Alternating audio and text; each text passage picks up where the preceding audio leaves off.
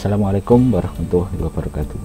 Video ini adalah video kedua lanjutan dari video yang pertama mengenai perbedaan antara teori tes klasik yang mewakili prinsip lama dan teori respons butir atau teori tes modern yang mewakili prinsip baru dalam pengukuran.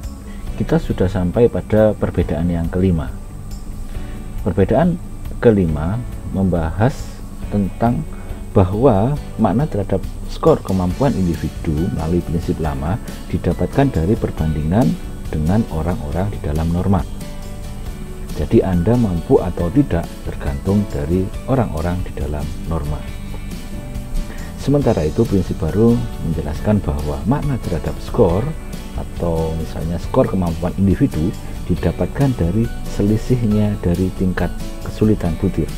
Jadi Anda sebagai orang yang mampu atau tidak mampu tergantung dari tingkat kesulitan butir yang ada di dalam alat ukur tersebut. Jika Anda memiliki kemampuan yang lebih tinggi dibanding dengan tingkat kesulitan butir, maka dapat dikatakan kemampuan Anda tinggi. Prinsip lama mengatakan bahwa makna terhadap skor tergantung dari orang-orang di dalam norma. Contohnya adalah Anda kelihatan cantik karena ada orang lain yang kurang cantik di sekitar Anda yang mewakili norma, sehingga dapat dikatakan bahwa kecantikan itu adalah perbandingan relatif dibandingkan dengan sampel atau populasi. Misalnya tinggi badan, Anda dapat dikatakan tinggi ketika memiliki tinggi badan yang lebih tinggi dibanding dengan tinggi badan normal. Kemampuan itu relatif menurut teori tes klasik berdasarkan skor di dalam distribusi normal. Kita lihat di sini distribusi normal tergantung posisi Anda di mana. Jika posisi Anda di sini, maka Anda termasuk orang-orang yang memiliki kemampuan yang rendah. Namun jika Anda lebih tinggi dari populasi, Anda termasuk orang yang kemampuannya tinggi. Namun kita tidak bisa menjustifikasi populasi ini adalah populasi orang-orang yang memiliki kemampuan rendah atau kemampuan tinggi. Jika ini adalah range, itu misalkan range, ada range yang lebih tinggi dan ini adalah orang-orang yang ada di dalam sampel, maka dapat dikatakan sampel Anda adalah orang-orang yang memiliki kemampuan yang rendah.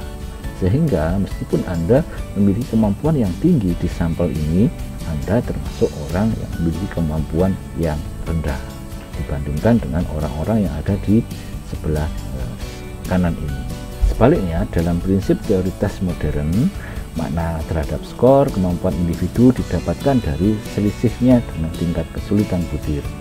Jadi ini misalkan Anda gitu ya mewakili tinggi badan Anda, kemudian dibandingkan dengan alat ukur.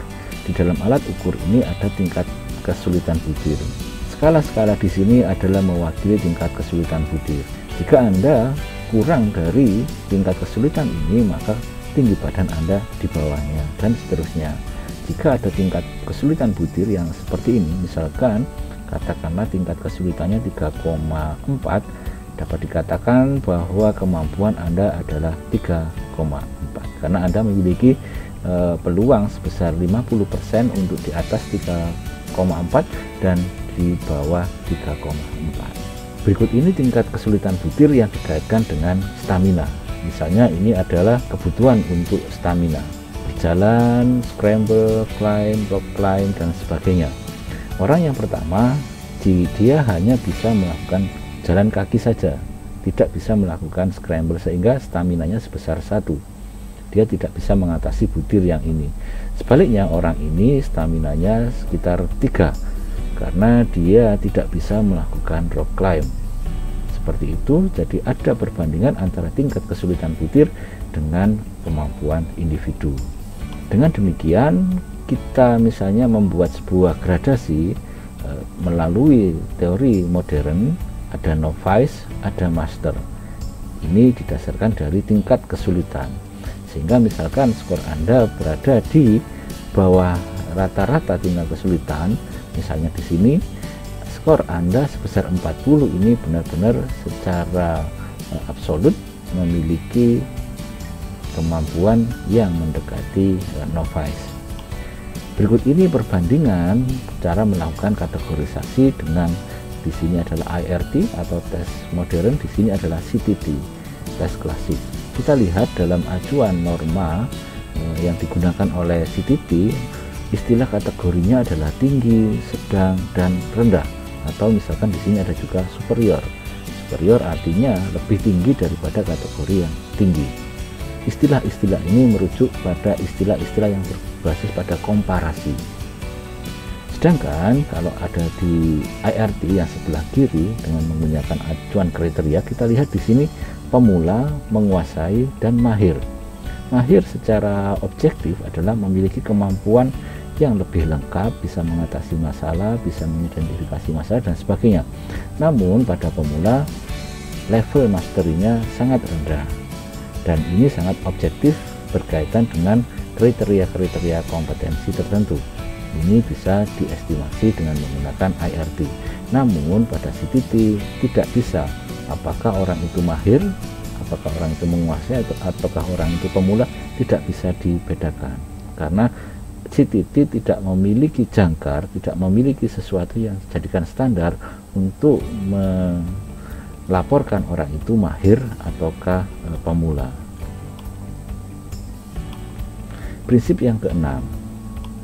Prinsip yang keenam menunjukkan bahwa data interval pada prinsip lama dapat dicapai dengan skor yang terdistribusi secara normal. Namun pada prinsip baru mengatakan bahwa data interval bisa didapatkan dengan mengaplikasikan model pengukuran yang terjustifikasi. RAS model misalnya setelah berhasil menerapkan penggunaan logistik untuk mentransformasi data yang bersifat ordinal menjadi data yang bersifat interval. Dapat dikatakan itu adalah aplikasi model. Dalam pendekatan klasik, distribusi normal pada skor tes dapat dicapai melalui dua cara. Yang pertama, komposisi tingkat kesulitan yang dipilih untuk butir-butir memiliki tingkat kesulitan sedang. Biasanya dalam pengembangan tes klasik, butir-butir misalkan diupayakan 40% sedang, 20% mudah, dan 20% sulit.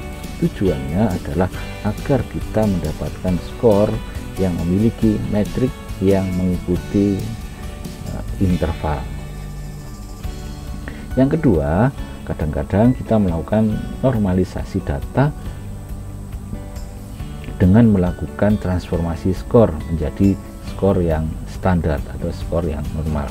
Hal ini dapat menyebabkan kita memiliki skor yang memiliki rentang yang sama antara satu interval dengan interval yang lainnya. Namun permasalahan terjadi ketika kita tidak bisa mendapatkan data yang terdistribusi normal.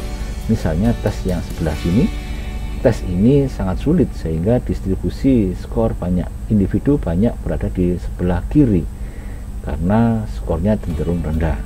Sementara itu jika tesnya cenderung mudah, orang akan mendapatkan skor yang cenderung tinggi karena bisa mengatasi butir-butir di dalam tes tersebut. Dalam kondisi tidak normal, misalkan skewness-nya tinggi, kita lihat lebar A secara objektif adalah sama. Namun karena distribusinya berbeda, maka lebar A dapat dikatakan tidak sama dengan lebar B karena proporsi orang-orang yang ada di sini dan ada di sini berbeda. Sementara itu pada teori tes modern kita bisa mendapatkan data yang interval karena ability atau trait di sini didapatkan dari penggunaan persamaan matematis tertentu sehingga dapat dikatakan jarak minus 4 ke minus 2 dan jarak 0 ke 2 adalah sama, sehingga ketika kita mendapatkan skor 10 dan 20, si A 10 dan si B 20, kita dapat mengatakan bahwa si B memiliki skor 10 poin lebih tinggi dibanding dengan A. Namun dalam teori tes klasik kita tidak bisa mengatakan bahwa 20 itu selisihnya 10 poin dibanding dengan 10 atau 20 itu 2 kali lipat dari skor 10. Tidak bisa karena cenderung bersifat ordinal. Berikut ini transformasi yang dilakukan dengan transformasi logit yang dimulai dari proporsi menjawab benar, kemudian adanya manipulasi dengan menggunakan matematika menghasilkan nilai logit yang merupakan skala yang berbentuk interval. Perbedaan yang ketujuh menyatakan bahwa butir-butir dengan format yang berbeda-beda pada prinsip lama akan memberikan dampak yang berbeda-beda pada parameter butir. Namun pada prinsip baru, butir-butir dengan format yang bervariasi akan mampu menghasilkan tes yang optimal. Ada suatu penelitian yang melakukan modifikasi skala psikologi versi original kemudian menjadi versi modifikasi. Modifikasi dilakukan dengan menambahkan jumlah opsi pada butir-butir di skala tersebut. Yang awalnya 3 butir kemudian diekstend menjadi 4 dan 5 butir, sehingga di dalam skala tersebut jumlah opsi bervariasi mulai dari 3 hingga 5 opsi. Yang terjadi adalah distribusi skor menjadi berbeda-beda. Akibatnya prosedur ini mengubah distribusi skor dan membuat perbedaan antara skala versi awal dan versi modifikasi menjadi berbeda. Hal ini dikarenakan teori klasik menggunakan skor total atau sum skor dalam melakukan penjumlahan. Kita lihat di sini awalnya 6, 6, 6, 12, 9 kemudian berubah menjadi distribusi yang lain. Di sisi lain, jarak antara opsi satu dengan opsi yang lain, misalkan setuju dengan netral, jaraknya seperti ini, namun ketika di extend bisa jadi jaraknya semakin mendekat atau juga semakin menjauh. Hal ini mengakibatkan korelasi antara skor versi lama dan skor versi baru menjadi berbeda. Namun pada teori tes modern, versi original akan sama dengan versi modifikasi. Hal ini dikarenakan IRT tidak menggunakan skor total atau sum skor dalam mengestimasi kemampuan individu. Penyebabnya karena lokasi butirnya tidak berubah. Meskipun dilakukan modifikasi, lokasi butir tidak berubah, yang berubah adalah metriknya, semakin luas atau semakin sempit. Kita lihat di sini, meskipun dilakukan modifikasi, skor theta tidak mengalami perubahan.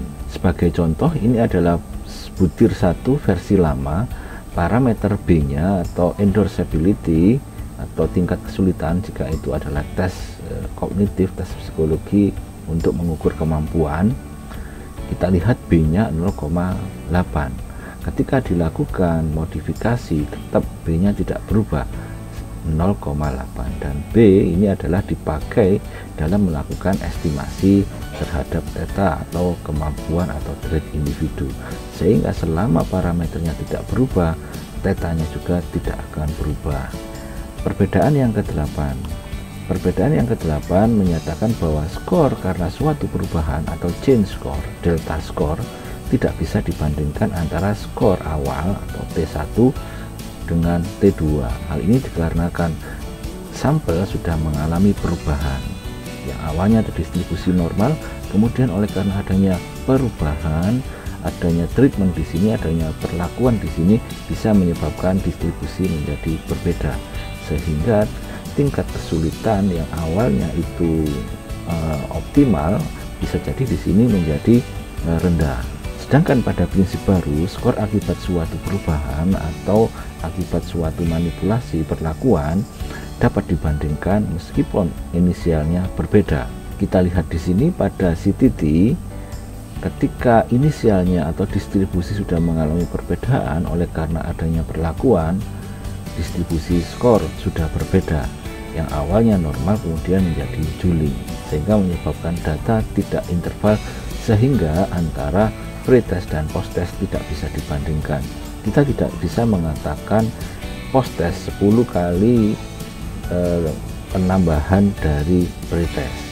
Penyebabnya adalah tingkat kesulitan yang berbeda. Di sini tingkat kesulitan butir cenderung sedang, di sini tingkat kesulitan butir cenderung rendah karena adanya perlakuan. Sedangkan pada teori tes modern, adanya perlakuan yang mengakibatkan perubahan skor tidak banyak mengubah distribusi. Hal ini dikarenakan parameter A dan parameter B adalah sama. Datanya juga menjadi interval, sehingga dapat dikatakan skor post test lebih banyak 10 poin daripada skor pretest yang jumlahnya 50. Prinsip yang ke-9 menyatakan bahwa analisis faktor pada butir yang bersifat biner akan menghasilkan kumpulan butir yang bersifat artefak daripada yang bersifat esensial, yaitu faktornya. Sedangkan pada prinsip baru, analisis faktor akan menghasilkan faktor yang komprehensif atau full information. Kita lihat ilustrasinya. Dalam melakukan analisis, biasanya analisis faktor membutuhkan matriks korelasi, misalnya korelasi P untuk data-data yang bersifat kontinum. Misalnya kita melakukannya melalui SPSS akan menghasilkan kesamaan berdasarkan artifisial. Ada sesuatu yang bersifat inti, ada sesuatu yang bersifat artifisial. Sedangkan yang kita inginkan adalah analisis faktor berdasarkan intinya, bukan dari artifisialnya. Ilustrasinya begini. Berikut ini ada 3 aspek dari alat ukur. Ada aspek-aspek yang memiliki konten yang sama, yaitu bulat, ini juga kontennya sama, kotak, ini juga kontennya sama, segitiga. Namun jika kita melakukan analisis faktor dengan menggunakan teori tes klasik, hasilnya adalah seperti ini. Pengelompokan muncul dari pengelompokan yang bersifat artifisial, bukan pada kontennya, namun pada hal-hal yang lain. Misalnya ini tingkat kesulitannya sama, ini karena misalnya variasinya sama, atau ini karena rentangnya yang sama, sehingga tidak mengacu kepada esensi dari faktor tersebut. Penyebabnya adalah korelasi yang dimasukkan adalah korelasi P yang lebih banyak bersifat kontinum, sedangkan data-data respon dari skala psikologi atau tes psikologi merupakan data yang bersifat ordinal, sehingga penggunaan korelasi P, korelasi Pearson dalam matriks korelasi untuk melakukan analisis faktor dalam skala-skala psikologi kurang tepat. Di sisi lain, analisis faktor dengan menggunakan teori tes modern menggunakan korelasi yang tepat, yaitu korelasi tetrakorik dan korelasi polikorik. Korelasi ini adalah korelasi untuk data ordinal, tidak mengasumsikan bahwa skor yang didapatkan dari tes atau skala psikologi adalah data yang bersifat kontinum. Analisisnya pun kita bisa menggunakan tes FAT, DIM-TEST, NORHAM, dan sebagainya. Analisis faktor yang berbasis teori respons butir. Akibatnya kita akan mendapatkan faktor-faktor yang mengelompok berdasarkan kesamaan konstruk, bukan persamaan artefaknya. Contohnya ini 3 aspek, masing-masing aspek memiliki 3 butir, dan ketika dianalisis faktor akan sesuai dengan kontennya, segitiga, bulat, dan kotak, bukan pada artifisialnya. Yang terakhir, prinsip lama mengatakan bahwa fitur-fitur stimulus pada sebuah butir adalah aspek yang tidak seberapa penting jika dikaitkan dengan properti psikometris. Namun, prinsip baru menyatakan bahwa fitur-fitur stimulus pada sebuah butir dapat berkaitan dengan properti psikometris. Berikut ini penjelasannya. Fitur stimulus butir biasanya tidak ditentukan secara spesifik, karena biasanya pengembang tes hanya menekankan kepada kontennya, sedangkan fitur-fitur ini tidak banyak dipersoalkan. Fitur misalnya ini adalah ketelitian, salah satu fiturnya misalnya di-report oleh person atau di-refer oleh second person. Karena kontennya penelitian, first person bisa misalnya saya adalah, karena yang melaporkan adalah first person.